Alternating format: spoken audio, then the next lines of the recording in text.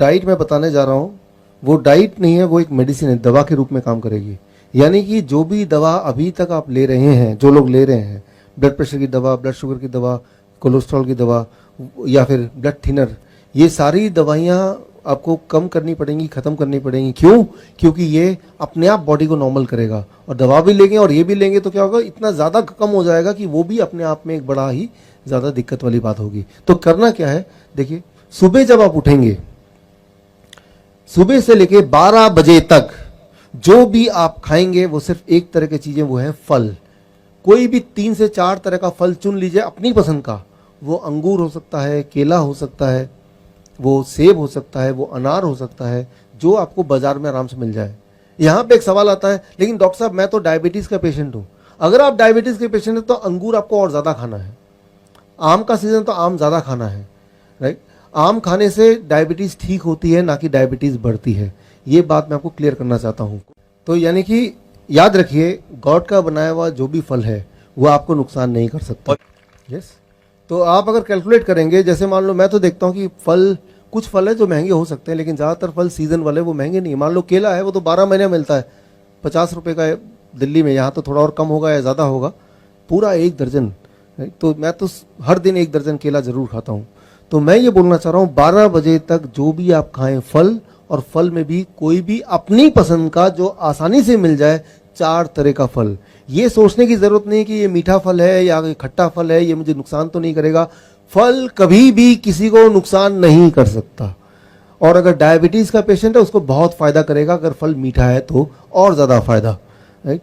तो कई लोग बोलते हैं डायबिटीज़ के पेशेंट की, डॉक्टर साहब 15 साल से मैंने आम नहीं खाया क्योंकि डॉक्टर ने मुझे डरा के रखा था, इसलिए आम नहीं खाया। तो मैंने कहा 15 साल का जो कोटा है वो अभी पूरा कर लो। तो आपको खुद ही ताज्जुब होगा कि आप अंगूर खाएंगे, केले खाएंगे, आम के सीजन में आम खाएंगे, उसका ब्लड शुगर चेक कीजिए, दवा भी बंद कर दिया, इंसुलिन बंद कर दिया, अरे ये क्या है, ब्लड शुगर फिर भी ना कम आ रहा है। तो कई लोग बोलते हैं कहीं मेरा ग्लूकोमीटर खराब तो नहीं हो गया, वो एक और खरीद कर लेते हैं बाजार से, क्योंकि उनके दिमाग में ये डला हुआ है कि भाई अगर मैं कोई भी मीठे फल खाऊंगा तो शुगर बढ़ना चाहिए। करके देखा नहीं किसी ने, लेकिन ये सोच उनके दिमाग में है। मैं आपको ये चैलेंज करता हूं कि आप घर में जाके करके देखिए। तो 12 बजे तक 4 तरह के फल अपनी पसंद का आपको खाना है, कुछ और नहीं। पराठे नहीं, रोटी नहीं, दही नहीं, दूध नहीं, चाय नहीं। सुबह का चाय पीते लोग, जो सुबह का बंद है ना, वो बंद। सुबह का चाय बंद। सुबह के जितने चाय तो नुकसान करती है, सबसे ज्यादा नुकसान करती है वो चाय जो पहली चाय होती है। क्यों? जब आप सुबह उठते हैं तो आपकी बॉडी, आपका पेट आपकी मदद करने के लिए, वो जो ट्रैफिक पुलिसमैन है उसको तैयार कर रखती है। खाना आने वाला है और ट्रैफिक पुलिसमैन डायरेक्शन देगा, और चाय जैसी जाती है वो ट्रैफिक पुलिस के लोग जो हैं पेट वाले, वो सारे मर जाते हैं चाय जाते ही। उसके बाद आप कोई अच्छा खाना खाएंगे भी तो भी वो खराब ही काम करेगा। इसलिए सुबह का चाय जरूर बंद कर दीजिए। बाकी दिन भर में एक आध चाय ले लिया तो ले लिया, लेकिन सुबह का चाय सबसे ज़्यादा नुकसानदेह है। 12 बजे तक 4 तरह के फल। अच्छा, कितना खाना है ये बड़ा इंपॉर्टेंट है। आपके बॉडी के वेट के अनुसार, मान लो आप अगर 70 केजी आपका बॉडी वेट है, एक और शून्य लगा दीजिए, 700 ग्राम। छिलका निकालने के बाद, गुठली निकालने के बाद जो इफेक्टिव वेट है उसकी बात मैं कर रहा हूँ। जैसे केले का छिलके का ही वेट 1/3 होता है, तो छिलके का वेट नहीं करना, छिलका थोड़ा ना जा रहे हैं आप। तो जितना आपका वेट है, किसी का वेट अगर 100 केजी है तो कितना खाना चाहिए? 1 किलो। एक और शून्य लगा दिया तो 1 किलो। इतना कम से कम, इतना कम से कम। जितना ज्यादा खाएंगे उतना ज्यादा प्रभाव होगा, उतना ज्यादा बढ़िया होगा। लेकिन इतना खाएंगे तो खाना दवा के रूप में काम करेगी, इससे कम खाएंगे तो खाना खाने के रूप में ही काम करेगी, वो उतना मेडिसिन, उतना बेनिफिशियल नहीं होगा। तो क्या खाना है, कब खाना है, कितना खाना है, ये तीनों चीजें बड़ी ही इंपॉर्टेंट रोल प्ले करती है। सो अभी हम बात कर रहे हैं 12 बजे तक। 12 बजे तक सिर्फ फल, 4 तरह के फल। कौन से वाले? आप जो पसंद करते हैं वो। कितना खाना है? आपके बॉडी के वेट के अनुसार एक और शून्य लगा देंगे। 70 केजी तो मतलब एक और शून्य 700 ग्राम। अच्छा, एक बार में खाना है, आपकी मर्जी। अच्छा, एक बार में 500 ग्राम खाया, पेट भर गया, कोई बात नहीं, 1 घंटे बाद भूख लगेगी फिर खा लेना। जितना ज्यादा खाएंगे आपको ताज्जुब होगा, भूख उतनी बढ़ती जाएगी। भूख का बढ़ना मतलब आपकी हेल्थ अच्छी हो रही है, ये एक अच्छी निशानी है। तो 12 बजे तक सिर्फ और सिर्फ फल, भरपूर फल, पेट भर के फल।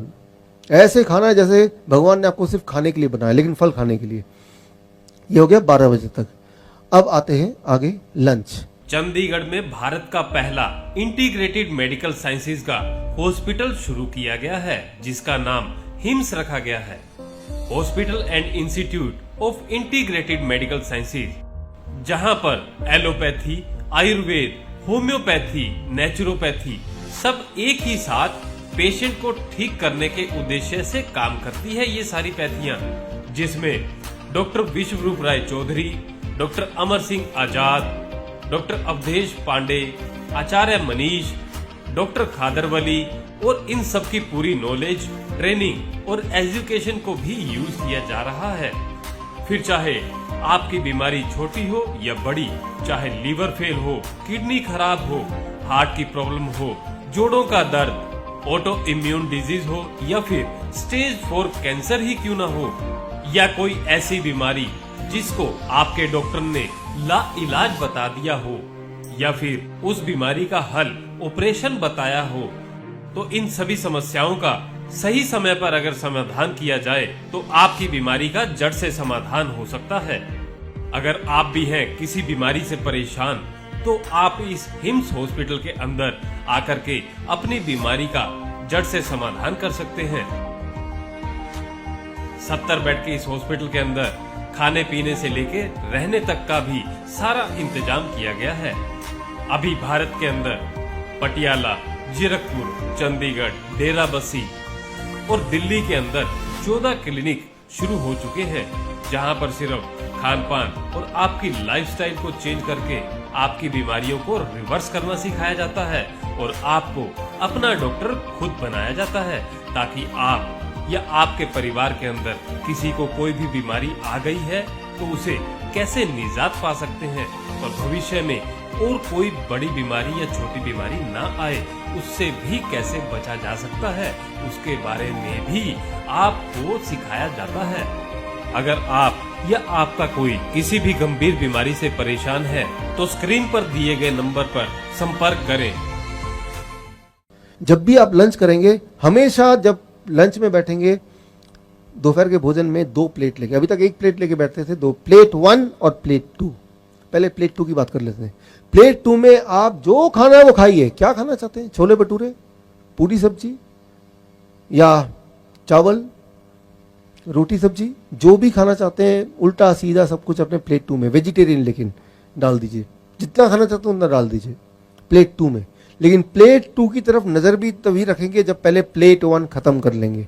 प्लेट 1 में 4 तरह के ऐसी सब्जी जो कच्चा आप खा सकें, जैसे मूली, गाजर, टमाटर, खीरा, ककड़ी, मटर, ऐसे कुछ सब्जियां हैं जो आराम से कोई भी कच्ची खा सकता है। उनमें से कोई 4 चुन लीजिए और अपने बॉडी के वेट के अनुसार, मान लीजिए आप हैं 70 kg इंटू 5, 70 kg मेरा बॉडी वेट है इंटू 5, 350 ग्राम या ज्यादा, 350 ग्राम या ज्यादा इंटू 5, इतना या इससे ज्यादा। इससे कम होगा तो ये खाना है ये, या इससे ज्यादा तो ये दवा है।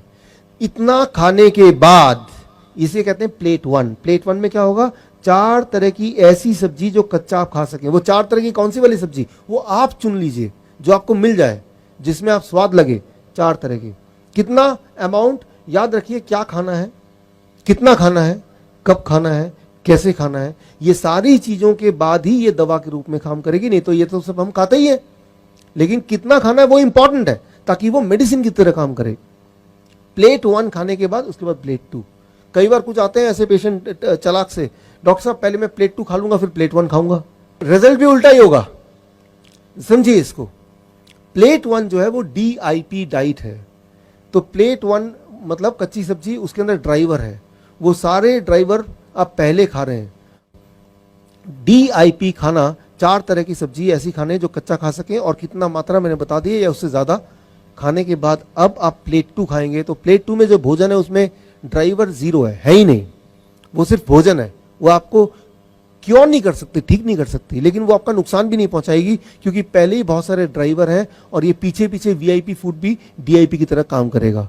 तो जब भी आप लंच करें, दोपहर का भोजन करें, हमेशा 2 प्लेट लेके बैठें और प्लेट 1 में 4 तरह की सब्जी रखें और प्लेट 2 में वेजिटेरियन मील, मतलब मांसाहारी नहीं शाकाहारी भोजन, जिसमें डेयरी प्रोडक्ट ना हो, मीट मछली ना हो, अंडा ना हो, वो सब चीज़ ना हो, और उसमें कम तेल हो और कम नमक हो, ऐसा। ये हो गया लंच। डिनर का एक नियम, 7 बजे डिनर शुरू कर दीजिए, 8 बजे से पहले डिनर खत्म कर दीजिए। ये एक साइंटिफिक रीजन आप याद रखिए। सनसेट, सूर्यास्त से पहले पहले हमारे पेट में जो पाचन शक्ति वो बहुत ज़्यादा होती है, और सूर्यास्त के बाद हमारे बॉडी का जो रिपेयरिंग है, ठीक करने, जो हमारे बॉडी के अंदर जो गड़बड़ है उसको ठीक करने की जो ताकत है वो बढ़ जाती है।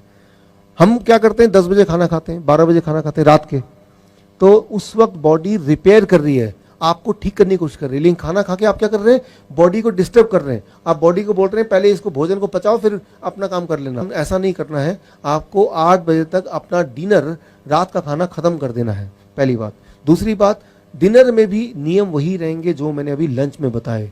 जब भी आप रात का भोजन करें, प्लेट 1, प्लेट 2, प्लेट 1 में 4 तरह की ऐसी सब्जी जो कच्चा खा सकें, और उसकी मात्रा मैंने आपको अभी कैलकुलेशन करके बताया। अगर आपका वेट 70 kg का आपका बॉडी वेट है, इंटू 5 यानी कि 350 ग्राम, 4 तरह की सब्जी आपने खा लिए, कच्ची सब्जी। उसके बाद प्लेट 2 जो कि एक वेजिटेरियन डाइट है, जितना में पेट भर जाए उतना।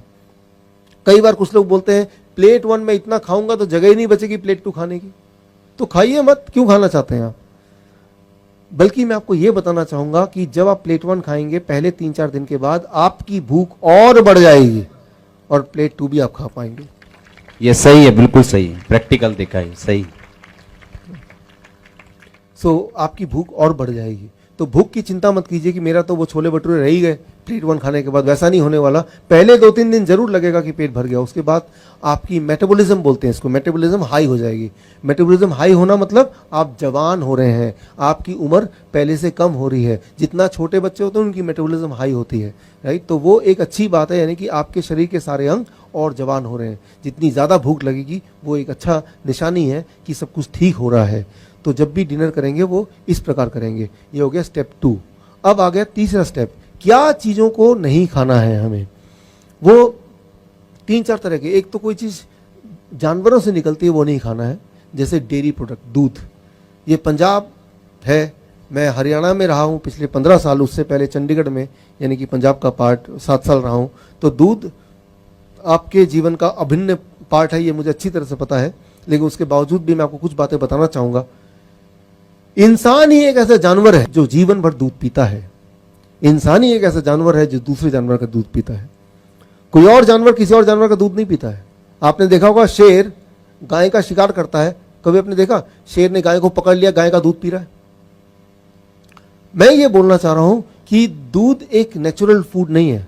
गॉड ने दूध बनाया है उस जानवर के बच्चे के लिए, आपके लिए नहीं बनाया है, उस जानवर के बच्चे के लिए। कई लोग बोलते हैं लेकिन डॉक्टर साहब गाय का दूध तो बड़ा न्यूट्रिशियस होता है। गाय का दूध न्यूट्रिशियस होता है लेकिन गाय के बछड़े के लिए भाई, आपके लिए नहीं। इसको जरा समझने की कोशिश कीजिए, क्योंकि हम सब बचपन से दूध पीते आए हैं, मैं भी उनमें शामिल हूं, इसलिए ये सारी बातें थोड़ा हजम होना मुश्किल है। क्योंकि कई बार लोग बोलते हैं मुझे, भाई दूध क्यों पीना चाहते हो, हड्डियां मजबूत होंगी। फिर मैं पूछता हूं हड्डियां कैसे मजबूत होंगी? कैल्शियम मिलता है। आप देखेंगे कि कोई एक अनपढ़ आदमी भी कैल्शियम मिलता है ये पता है उसको, वो कोई किताब में नहीं लिखा, वो टीवी में जो एडवर्टीजमेंट आता है उससे उसको पता है कि कैल्शियम मिलता है।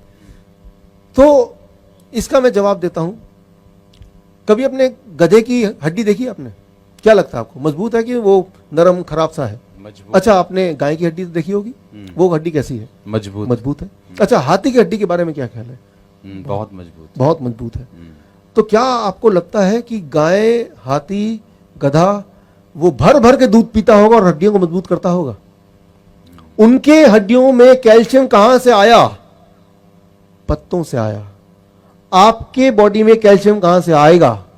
भाई वेजिटेबल से आएगा, पत्तों से आएगा।